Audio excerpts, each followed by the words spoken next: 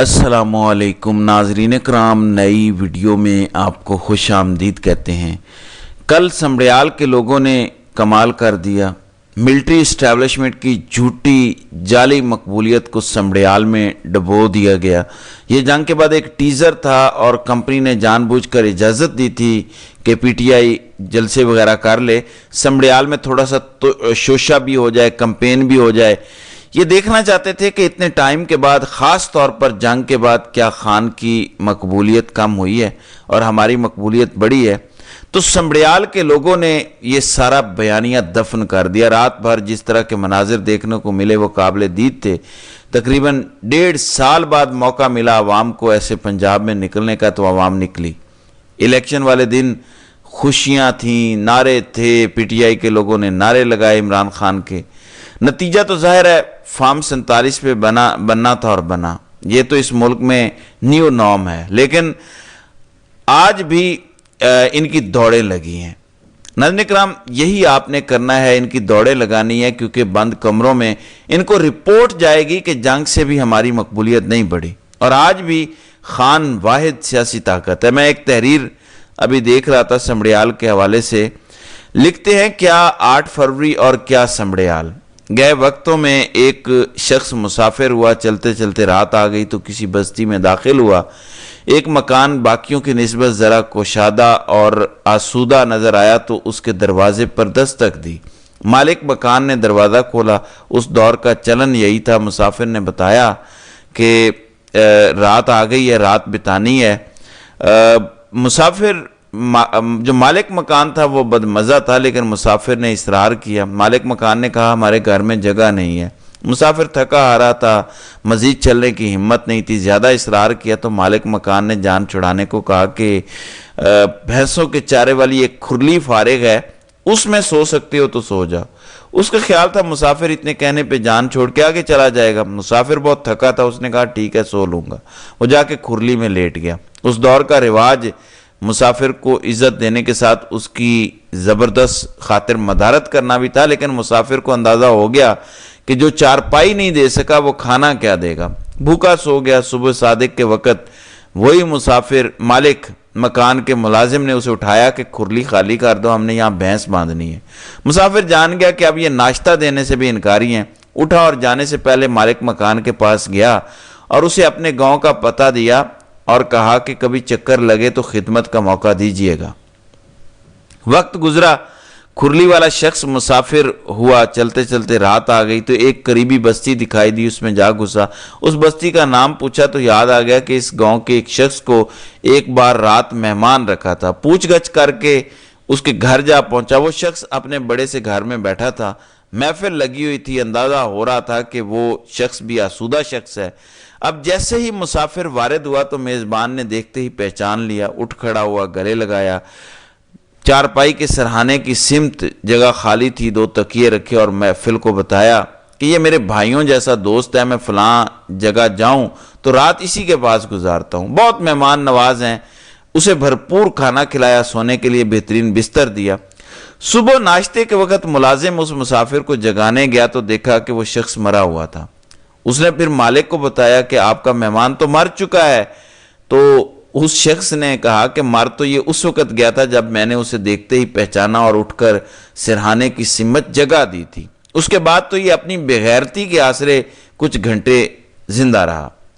تو جنرل صاحب اور ملٹری مر تو اسی وقت گئے تھے جب انہوں نے خان کے خوف سے الیکشن ملتوی کر دیے تھے۔ اس کے بعد تو جتنے دن گزارے ہیں اپنی بغیرتی کے زور پر گزارے ہیں۔ کیا 8 فروری اور کیا سمڑیال۔ اب فارم 47 تیار ہیں اور سجیلے جوان اپنے ڈبے لے کر فرار ہیں۔ اور آپ کو اچھی طرح پتہ ہے کہ ایک ضمنی الیکشن مینج کرنا تو کوئی مسئلہ نہیں ہے۔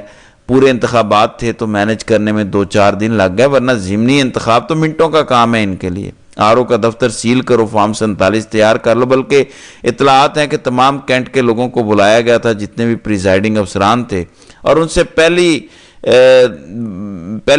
دستخط کروا لیے گئے تھے خالی فارمز پہ۔ تو آج کل تو یہ سب ہو جاتا ہے، کاربن کاپیاں بن جاتی ہیں فارمز کی، ہر چیز کا ریکارڈ بن جاتا ہے، تو ان کے لیے اب کوئی بڑا مسئلہ نہیں ہے الیکشن وغیرہ چوری کرنا، یہ کوئی ایشو نہیں ہے۔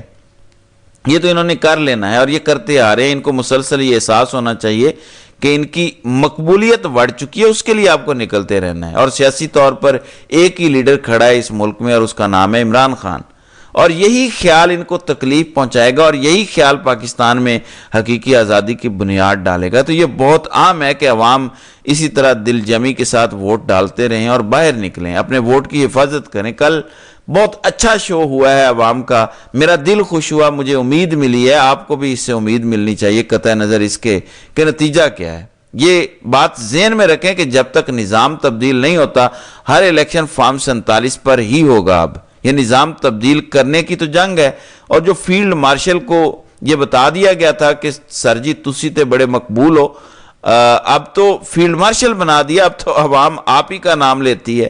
اب تو خان کو لوگ بھول گئے ہیں, اب تو تسبیح کے دانوں کی طرح آپ کا نام رولا جاتا ہے. تو سمڑیال کے لوگوں نے سب کچھ دفن کر دیا ہے, کلئی کھل گئی ہے کہ وہ جو ٹک ٹاکر بٹھائی ہوئی ہے اس کی کوئی حیثیت نہیں ہے. جو آپ نے جنگ کے بعد ایک ماحول بنایا کہ ہم بڑے مقبول ہیں, اس میں سے بالکل ہوا نکل گئی ہے, ایلیوژن تھا, وہ تباہ و برباد کر دیا عوام نے. عوام نے اپنے لیڈر کو چن لیا ہے, عوام نے آپ کو بھی میسج دیا ہے کہ حقائق کیا ہیں. اب آپ اس سے نظریں چراتے رہیں, یہ آپ کی مرضی ہے. پھر انٹرنیشنل ڈیولپمنٹ بھی ہوئی ہے. یوکرین نے جو حملہ کیا رشیا پہ, کوئی کہہ رہا ہے جی 35 جہاز تباہ کر دیے ہیں ان کی مختلف بیسز پہ. کہا جا رہا ہے کہ سمگل کیے گئے ڈرونز رشیا کے اندر, اور اس کے بعد فوٹیج آئی جس میں کیمراز لگے ہوئے تھے اور جہاز تباہ ہوتے دکھائے گئے. تو کوئی 35 جہاز روس کے تباہ ہوئے ہیں. اس کو آپ روس کا پرل ہاربر کہہ سکتے ہیں. پیوٹن اس کو اتنی آسانی سے نہیں لے گا. آپ کو کیا لگتا ہے کہ اتنا بڑا ملک یوکرین کے ہاتھوں اتنی بڑی مار کھانے کے بعد ایک دم جنگ بندی پہ راضی ہو جائے گا؟ اس کے بہت سنگین نتائج ہوں گے. دیکھیں یوکرین کو بہت سارے ممالک کی سپورٹ حاصل ہے, ان کے پاس یورپ, امریکہ, برطانیہ کا لیٹسٹ اسلحہ موجود ہے, مال انہیں مسلسل دیا جا رہا ہے, ارب ڈالر دیے جا رہے ہیں یوکرین کو اس جنگ میں. ظاہر ہے ان کا کبھی بھی اسلحہ ختم نہیں ہوتا, جتنا وہ استعمال کرتے ہیں پیچھے سے اور آ جاتا ہے. اب یہ جنگ خطرناک رخ اختیار کرنے جا رہی ہے, مجھے ایسا لگ رہا ہے. جو ٹرمپ نے کوشش کی تھی جنگ ختم کرنے کی, حالات اب دوسری طرف جا رہے ہیں. ٹرمپ کے بھی کنٹرول سے حالات باہر ہیں, اور آپ کو پتہ ہے پچھلے دنوں ٹرمپ نے پیوٹن کو کافی برا بھلا کہا. اب ہو سکتا ہے کہ اس حملے کے بعد ایک آخری کوشش کی جائے, لیکن اگر پیوٹن نے جواب دینے کا فیصلہ کیا تو اب یہ چھوٹا موٹا جواب نہیں ہوگا. کہیں روس افعال بم ہی نہ استعمال کر دے, وہ ایٹمی حملے سے بڑا ہے, اس میں تابکاری نہیں ہوتی, اس میں مواد ہوتا ہے بارودی, لیکن وہ ایٹمی افعال بم ہے, وہ اگر استعمال ہو تو یوکرین ہل کے رہ جائے گا. تباہی بربادی ایسی آئے گی کہ آپ تصور نہیں کر سکتے. میں صرف ایک خدشے کا اظہار کر رہا ہوں. ایٹمی جنگ کا میرے خیال میں آج کے دور میں کوئی ملک خطرہ مول نہیں لے گا, لیکن اس کے علاوہ باقی ہر قسم کا ہتھیار استعمال ہو سکتا ہے, بڑا حملہ ہو سکتا ہے اور کچھ بھی ہو سکتا ہے. تو آنے والے 24 گھنٹے بڑے اہم ہیں دنیا کے لیے, دنیا کے امن کے لیے, دنیا میں کیا چلنا ہے سب کے لیے اہم ہے. ایسے میں جب دنیا میں اتنی بڑی ڈیولپمنٹس ہو رہی ہیں, بار بار میں بات کرتا ہوں کہ پاکستان کے جو کرتا دھرتا ہے, کیا ان کو احساس ہے کہ دنیا میں ہو کیا رہا ہے اور پاکستان کو کتنی لیڈرشپ کی ضرورت اس ٹائم ہے؟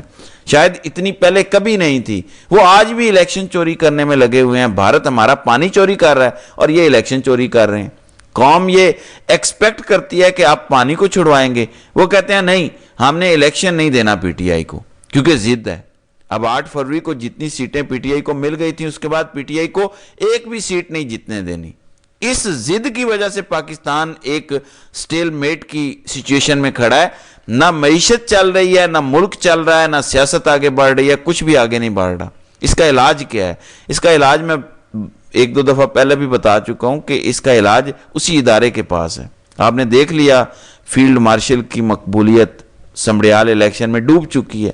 اس کا مطلب ہے یہ مقبولیت کبھی واپس نہیں آنے والی. اگر جنگی ماحول بنا کے بھی مقبولیت نہیں آئی, اور آج بھی خان نمبر 1 ہے, آج بھی وہی جیت رہا ہے, اور آپ کو پھر فارم 45 پہ ہیر پھیر کرنا پڑ رہا ہے, فارم 47 تیار کرنے پڑ رہے ہیں. یہ صرف ایک چیز دکھاتا ہے کہ آپ کے پاس تمام رستے ختم ہو چکے ہیں. عمران خان کی زبان سخت ہے تو وہ ایک شخص کے لیے استعمال کر رہے ہیں. خان نے آج تک وہ زبان استعمال نہیں کی جو نواز شریف یا خواجہ آصف یا نون لیگ کی موجودہ لیڈرشپ نے کی ہے. خان نے شروع میں باجوہ کو تنقید کا نشانہ بنایا, پھر موجودہ جنرل صاحب کو, بیچ میں تھوڑا سا ذکر آیا مسٹر ایکس وائی زی اور ڈرٹی ہیری کا, لیکن وہ چند دنوں کے لیے تھا. اصل میں خان نے تب بھی ایک ہی شخص کو ٹارگٹ کیا تھا, آج بھی کیا ہے. یہ بہت امپورٹنٹ ہے ہماری ملٹری کو, ان کو راضی کرنا چاہیے کہ اب آپ لائف لانگ فیلڈ مارشل بن چکے, اب آپ 29 نومبر 2025 کو ریٹائر ہو جائیں اور فیلڈ مارشل کا عہدہ تمام عمر انجوائے کریں. آپ کبھی بھی سویلین ٹرائل کا شکار نہیں ہو سکتے, ملٹری آپ کی حفاظت کرے گی. تو اس وقت ایک نئے جرنیل کے انتخاب کی ضرورت ہے. اس پر بہت سارے لوگ بات کرتے ہیں, لیکن یہ سب سے پریکٹیکل سلوشن ہے اس ٹائم ان سارے مسائل کا. دیکھیں عوام ایک طرف کھڑی ہے, سمڈیال کا الیکشن بتاتا ہے کہ عوام ایک طرف کھڑی ہے, آپ دوسری طرف کھڑے ہیں. یہ کب تک چلے گا؟ کب تک عوام کو ماریں گے؟ کب تک الیکشن چوری کر کے آپ چوروں کو جتواتے رہیں گے؟ 3 نسلیں آپ کے خلاف تیار ہو چکی ہیں, آپ کب تک جنگ جاری رکھیں گے؟ یہ فیزیبل نہیں ہے لانگ ٹرم. آپ نے ہر قسم کے کیس میں سزا دے لی, 9 مئی میں آگے چل کر سزا دے جائیں گے. کیا اس سے مقبولیت ختم ہوئی؟ اس کی مقبولیت تو بڑھ رہی ہے. جو نون لیگ کو فارم 47 پہلے جتائی گئی سی سیٹ, وہ دوبارہ فارم 45 اور 47 پہ جتوانی پڑ رہی ہے, ہر جگہ پہ ہیر پھیر کر کے. تو میرا مشورہ سمجھ لیں اور اپنے اندر سے اس چیز کو ٹھیک کریں, اور یہ ملٹری کے اندر ہوگا تبھی یہ مسئلہ حل ہوگا. تو ناظرین کرام, آپ کی اس ویڈیو کے حوالے سے کیا رائے ہے؟